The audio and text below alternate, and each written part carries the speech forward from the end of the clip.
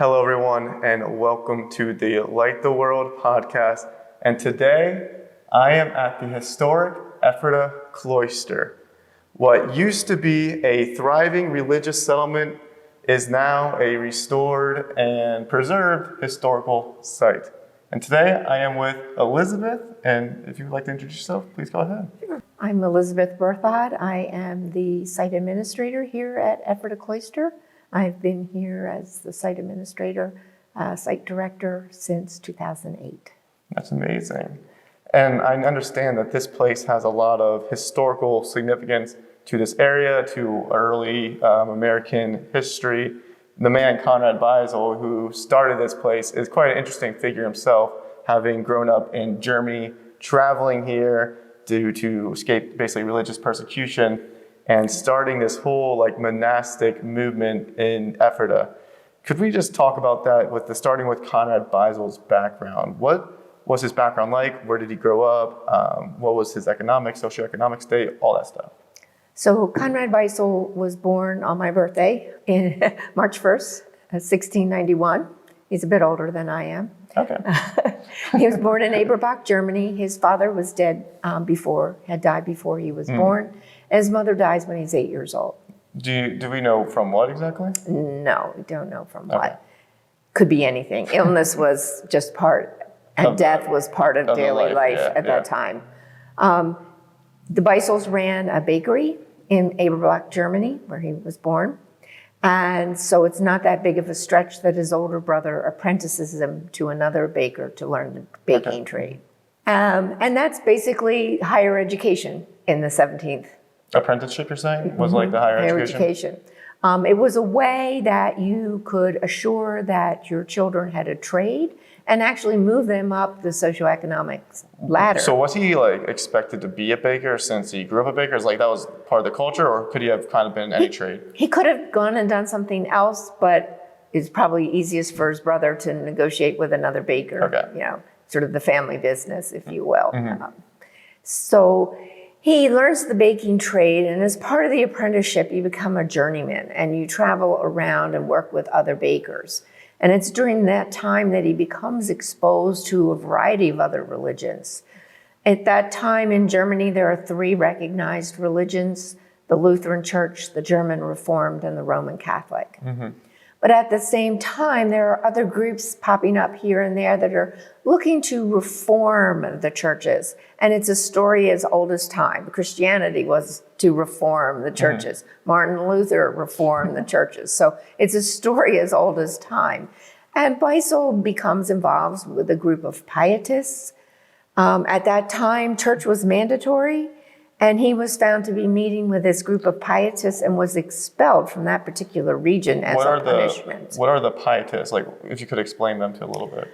Pietists are an Anabaptist. They do believe in full immersion baptism, adult baptism. Okay. They're sort of the primary tenets of that.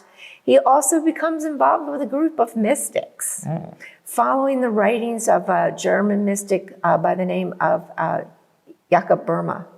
Okay. And the mystics believe that you don't need an intermediary to talk to God. You have the power within you to talk to God and have spiritual experiences. You don't need the priest. You don't need the minister to do that. You can have a close personal relationship with God on your own. And then, like many others, because William Penn is actively marketing settlement in Pennsylvania, obviously he's trying to sell the land, but and Pennsylvania is the first place really in the colonies that you were guaranteed freedom of religion. Okay. You could go to Massachusetts, but if you ask Mary Dyer, go ask her statue, they weren't very friendly to other religions. Okay. In Virginia, you best be Catholic. Okay. So here's really a unique opportunity in Pennsylvania. And he eventually finds his way here, like hundreds of other German immigrants escaping persecution. So did he come on a large boat with a bunch of other people? I don't believe so. Probably there was a lot of other people. But did he come as an organized group? No. Okay. He lands in Boston and makes his way to Philadelphia. And then there's a whole At that German. point, how big was Philadelphia? Was it like a city yet, or was it just more Yeah. It's pretty large. I don't have an exact number, but it's it's an established city by the time he comes here in 1720. It's probably one of the largest cities in the colonies at the time. Yeah. And well, probably it is, but he goes to Germantown, which is today sort of part of Philadelphia, but then it was his own separate little place. Okay. Yeah. He initially came here because he wanted to live with the women of the wilderness and a hermit group that lived along the Wissahickon in caves. Was that the one led by Kelpius? Yes. Yeah. By the time he gets here, Kelpius has died. That group is mostly disbanded. Wasn't Kelpius also, so I understand with Conrad Beisel's story that he kind of believed that the end times were near, like Christ was going to return soon. Kelpius was kind of in that same camp of thought? Yes. Millennialists, if we come to know them as. So he stays for quite some time in Germantown. He learns to weave. Even though he's a baker, I guess there was no call for a baker, so he gets another trade, he learns to weave, and he becomes involved with the Brethren Church. Mm-hmm. Okay. And eventually he travels out here, a little bit east of here, with the Conestoga congregation, where he becomes a minister. Okay. It's while he's there that he really starts to develop his own theology. Mm-hmm. He believes that the second coming will happen before he dies. He believes in a duality of God, that God is androgynous, that there is a male side and a female side that he calls Sophia. Yep. And he believes that celibacy is the proper life to live, because then at the second coming, through a rigorous life of discipline and worship and celibacy, that you will be purified to become the bride of Christ, if you will. Did he believe that this was necessary for all Christians, or he just thought it was ideal that people live this way? It was ideal. Okay. I think he really espoused celibacy, but as we know from the community here, there were married members of the community, the householder members, and we'll get to them a little bit later here in our story. Not to jump ahead a little too much. Yeah. So he and the Brethren Church basically agree to disagree. And he comes here. There's already a cabin here along the banks of the Cocalico. He intends to be a hermit. Mm-hmm. But as we see in modern day religious people, he must have had a very charismatic personality that drew others to him. And there's a series of awakenings. Most of us can remember from our history class and English literature classes, especially, of the awakenings of the 19th century, Emerson and Thoreau and that group. But there are awakenings that are happening in the 18th century, particularly in the Berks County, Tulpehocken area. Okay. So from those awakenings, a lot of people, some are from the Brethren Church that, trickle in here after he does, and some from these awakenings. They're drawn to his personality and to the way of life he's offering, especially that heavenly marriage at the end of it all. Yeah. Mm-hmm. I think he when he establishes here and they begin doing the buildings, the building we're sitting in was built in 1741. It was intended for the entire community to worship in, men and brothers on the first floor, women and sisters in the balconies above us. Okay. But I think he was also a realist in that he knew on their own the celibates were not going to be very successful. So he does set up or allow for married members to be part of the religious community as the householders. And that's, sort of like the Catholic Church, nuns, priests, and everybody else. Yeah. So those householders are really instrumental in helping support the brothers and sisters here and their lifestyles. Mm-hmm. We know they're spinning and weaving wool, but no sheep ever show up on the tax records here. The conjecture is that the wool is coming from the householder farms. Also, by my understanding, a lot of blacksmith work was also done by the householders with a lot of window work and some other things like that. Michael Miller, who was a glazier, did a lot of work for them. He's one of the householders. Sort of amuses me at the fact that Mother Maria, who was the prioress, often would get Michael Miller, one of the householders, to do repairs in the sister's house, rather than ask a brother. And I think that's because she just wanted to keep the brothers out of their business. I always explain the brothers and sisters as two separate entities or two separate planets circling the sun that is Beisel. And they have some crossover, you know, when their paths cross. For instance, the sisters are doing the spinning and the men are doing the weaving. So there's crossing here. They may have had separate kitchen gardens, but I suspect they had one large kitchen garden and they all worked in it. But the sisters did not sew the clothes for the brothers. They did not cook the meals for the brothers. They were, boys, you're on your own.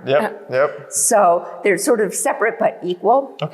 And I know, well, like you said that the sisters would be on the top floor, men on the bottom floor here, but then eventually more buildings were built to even separate it even further than that? Right, so we have, initially they had 250 acres and a lot more buildings than exist today. We have 9 original buildings. The meeting house here was the second meeting house built. There was a larger meeting house up on the hill behind our maintenance barn called Mount Zion, so there was another meeting house up there. After this one was built, they moved down to worship here. But then eventually they go back up to that meeting house because when they build the building next door and when the sisters move in, they then take this over as their meeting house. They close over the balconies, they close in to make a complete second floor. Yeah, because this used to be a ceiling right here. Right, yeah, there would have been a ceiling over our heads. And that was part of the restoration after 1941 when the state purchased the property. So they come here and Beisel sets up the rules. They are known for their architecture. This structure that we're in and the structure next door, the sisters' dormitory, are some of the largest structures built outside of Philadelphia at the time period. The brothers had a similar situation where they had a dormitory building with an attached meeting house. Again, one of the largest structures outside of Philadelphia at the time. Here, kind of in the middle of nowhere. This is the town of Ephrata in 1740. The town that exists here now did not. That's a very typical 19th century, the railroad comes to town story. And you get a town. But one of the reasons they were stopping here, the railroad stopped here, one of the reasons was there was a Mountain Springs hotel, people were coming to take the waters, and there was a tourist attraction, us. Because they welcome visitors, if I understand. Very early. As early as 1736, the Moravians are coming to visit to see what's going on down here because they're also established in Lidditz at this time, just up the street. So their buildings, they're known for the Frachterschriften that they really perfected here. That German calligraphy, think of illuminated manuscripts kind of thing. German was the language, so they are all in German. The printing operations here, the brothers ran their own printing press, and they printed the largest printing in the American colonies prior to the American Revolution, about a 1,300-page book called The Martyr's Mirror. Isn't that the one over there? And that is the book on that pulpit table over there. And that was printed for the local Mennonites, about 1,300 copies. Took 15 brothers 3 years to complete. It wasn't a bulk ship out order. You came here and purchased it. You could custom bind it. They had a bindery and a tannery here to make the covers. For a few extra pennies, the sisters might write your family name in Proctor in the front of it. And then the other thing that they're known for is their music. Conrad Beisel, at the same time Handel is writing the Messiah, Beisel is writing a treatise on harmony, just to sort of put things in perspective. And he then teaches the brothers and the sisters to compose music based on his methodology. This is the first documented place that we know of in North American colonies where women in the 1740s are composing music. Sisters Phoebe, Hannah, and Keturah have been identified as composers. The women here, by what I understood, had actually quite a bit of autonomy as far as like the amount of freedom they had within the community's own rules, but they did have a level of autonomy kind of similar to the men and stuff. Right. And like I said, the two separate, separate but equal kind of a thing. And working communally, they got the chores done. And there was a specific time. The schedule for the brothers and sisters comprised of work periods, followed by an hour of prayer and meditation, more work, more prayer and meditation. Yeah. And there was a specific time set aside after the one meal of the day at 6 o'clock, from 7 until 9 for studies. This was a very literate community. They read, Very educated. very educated. And education was important. Brother Obed ran a school for the householder children as early as 1742. They printed a textbook that he wrote to help educate them. We have then 1837, our current academy building is built. We don't know where Obed taught. It's probably a building that doesn't exist anymore. Okay. We think it may have been a log structure based on some documents that we have. But education was always important. That school that was there was built for a householder, but it was sort of a pay-as-you-go per subject. You paid per subject.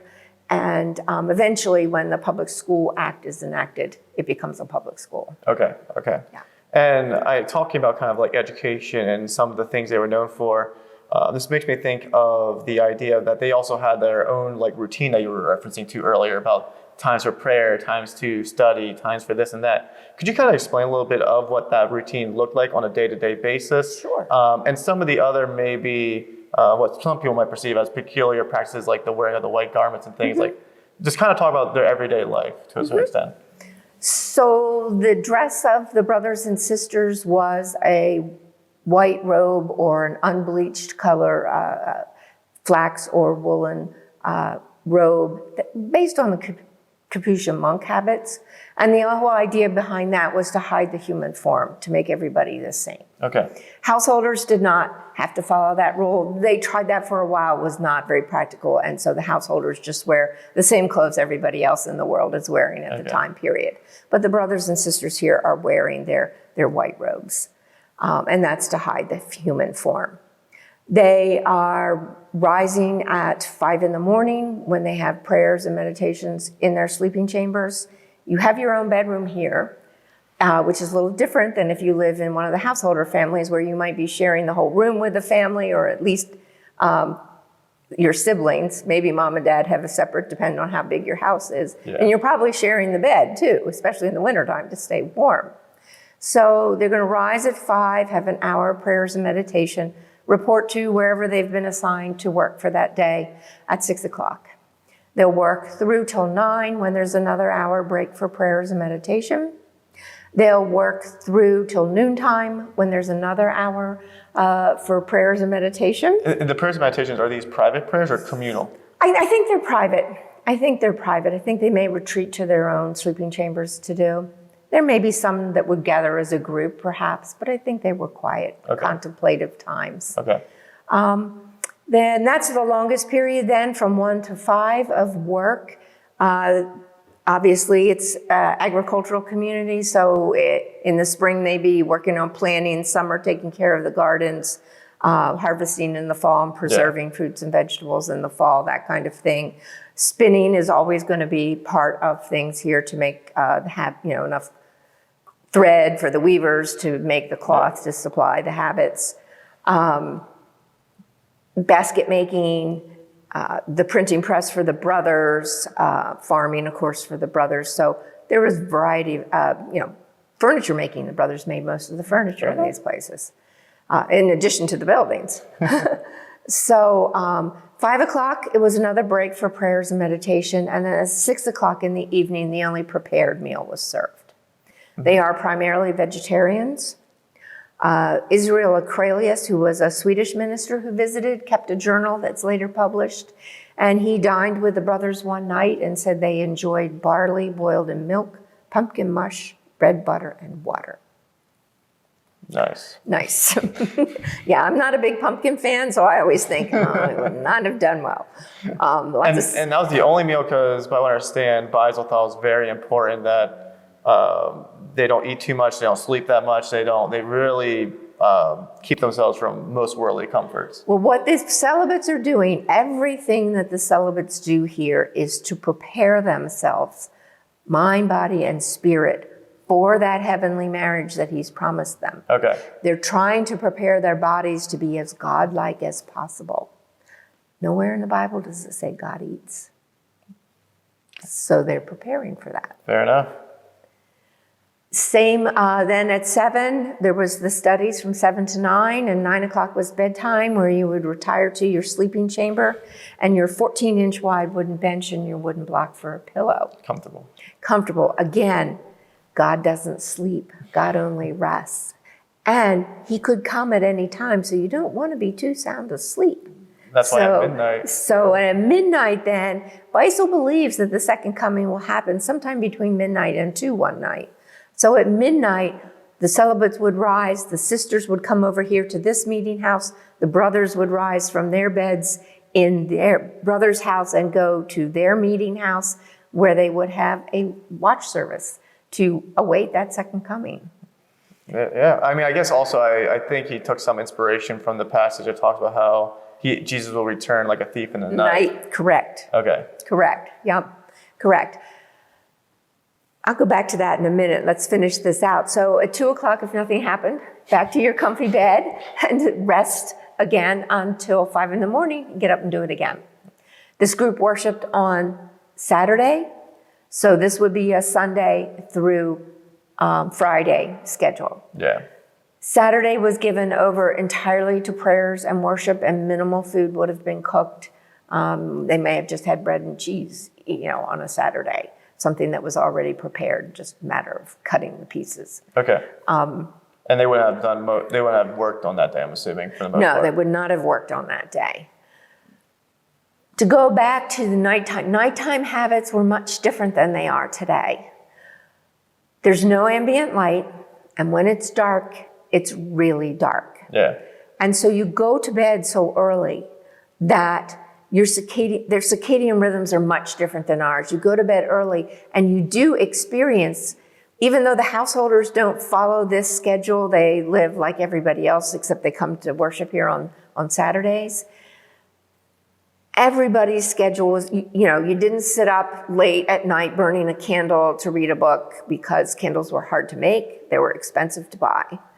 And so you go to sleep early, and then your body would naturally wake up about somewhere between midnight and 2. They called it the little wake. Mm-hmm. And you'd get up and do something and go back to bed. Okay. So we think of that, the midnight to 2, we're coming over here, sitting over here in January in a cold, there's no heat. A building probably wasn't a whole lot of fun, but we think of getting up at that time of night and staying awake for a couple of hours as something unusual, because it's not in our mindset. Our culture. But at that time period, yeah. And that whole thieves are most active, that was the time. There's documentary evidence that was the time that thieves would be active, because they were up too. All right, fair enough, I guess. And it was dark outside, so. Yeah. But if it's a full moon, we don't call it a planting moon or a harvest moon for nothing. Because if it was a full moon, that was sort of extra daylight hours. And especially in an agrarian community, you're going to work a little extra, because you can see, you can get some things done that maybe you let go. Yeah, and you don't have the light pollution we have today, so the stars would have been out and all of that. Yeah, and if any of your viewers are lucky enough to get to a dark sky area, you'll be amazed at what you can see, because we just can't see a quarter of what you can see in a dark sky area. It's crazy. Yeah, it is. It's insane. So, I mean, since we are sitting here today, quite obviously the second coming hasn't come yet, unless we missed out. Unless we missed it, yes. So, how did this community slowly dwindle and come to its close over the years? Right. So, Beisel believes that the second coming will happen before he died. It didn't. So, it does make it hard to keep the momentum going here. Peter Miller, who was an extremely well-educated man, takes over the reins here, and he keeps the group together, but they start bringing in some creature comforts. They maybe start adding some meat to their diet and maybe more meals than... Especially as the celibates get older. Right. Yeah. But at the same time, this is their lives. This is the life they know. And so most of them do just finish their lives out here. 1813, the last celibate passes away, and the following year, the married members take over the management of the property, and they form the German Seventh-day Baptist group. That church continues to worship here, that community continues to worship here until 1934, when they lose their church charter. The buildings are still here. They're not in very good shape. At the end, there's really only 2 families. There's a few outliers, but it's mostly just 2 families that make up the 11 remaining members. And the state purchases it in 1941. Okay. Which to me always sort of amazes me when you think of what's happening in the world, and particularly the anti-German sentiment that is going on, and the state purchases a German site.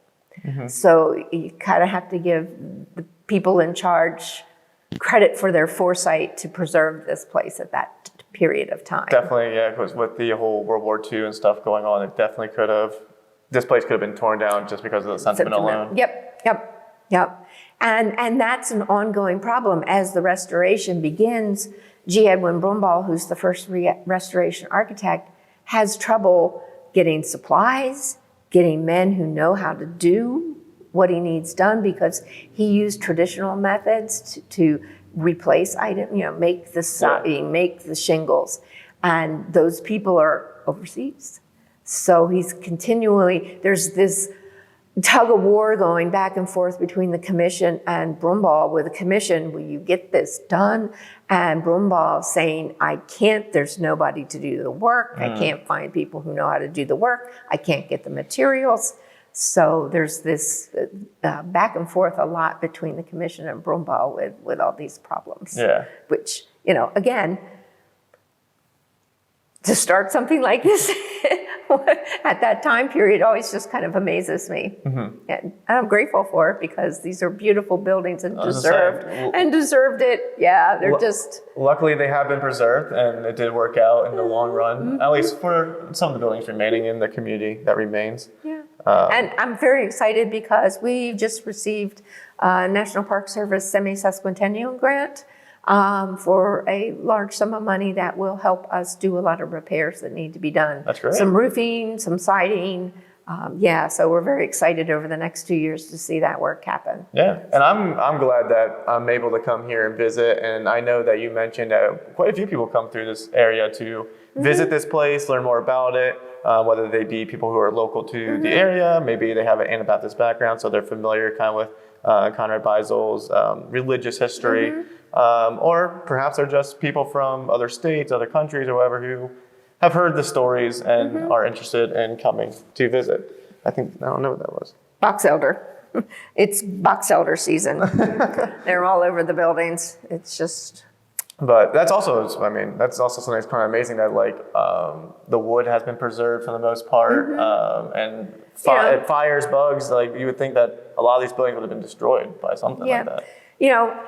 Because of the way the buildings are built, the building we're sitting in is a fachwerk structure, so it's half timber filled in with stone. And the timbers are huge. So it's not balloon framing that if a fire starts, it's going to burn to the ground in an hour. Yeah. It's going to take days to burn this down. So that's one of the benefits. Although we do have a fire suppression system, because that is best practices.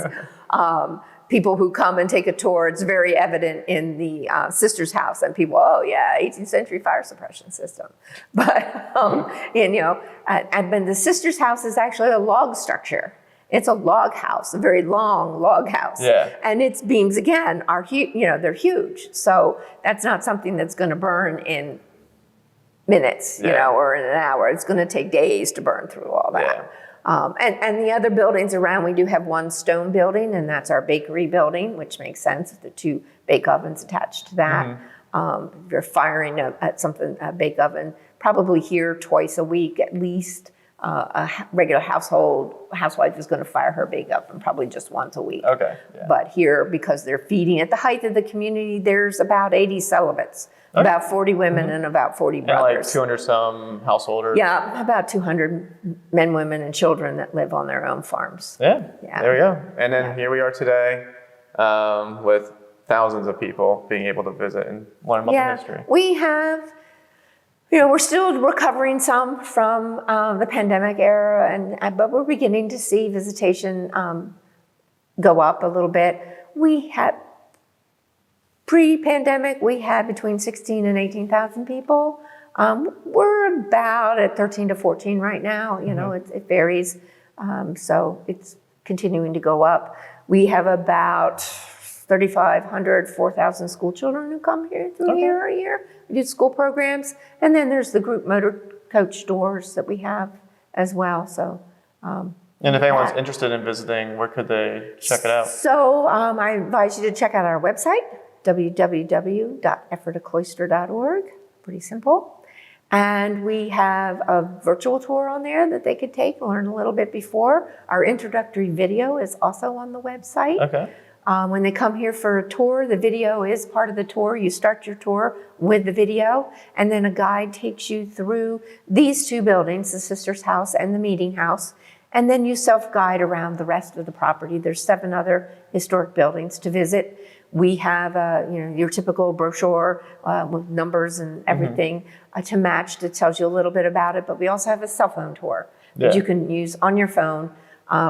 And for some of our visitors who don't have cell phones, you can do that at home. You don't have to be on site to do it. You can do it from a landline and just, dial through the numbers. Yeah. My husband and I are both historians, so we do a lot of history tours ourselves, and we were at a place that had like 100 and some cell phone tour stops. We don't have that many, but we just did it on the way home, driving home, in the car, obviously with the cell phone, but you can do it from a landline at home. Awesome, yeah. And I would definitely recommend Commune for a tour. I did it myself. I had a good time. If you enjoy history, if you enjoy learning about religion too, with the religious background of this place, this would be definitely a place to go check out. And thank you, Elizabeth, for And of course, your time. no visit is complete without a trip to the museum store. There you go. We have lots of good books on this subject and related subjects. It is a museum store, not a gift shop. Therefore, everything in there ties to our mission, educational mission. So Awesome. it's somehow related to this place.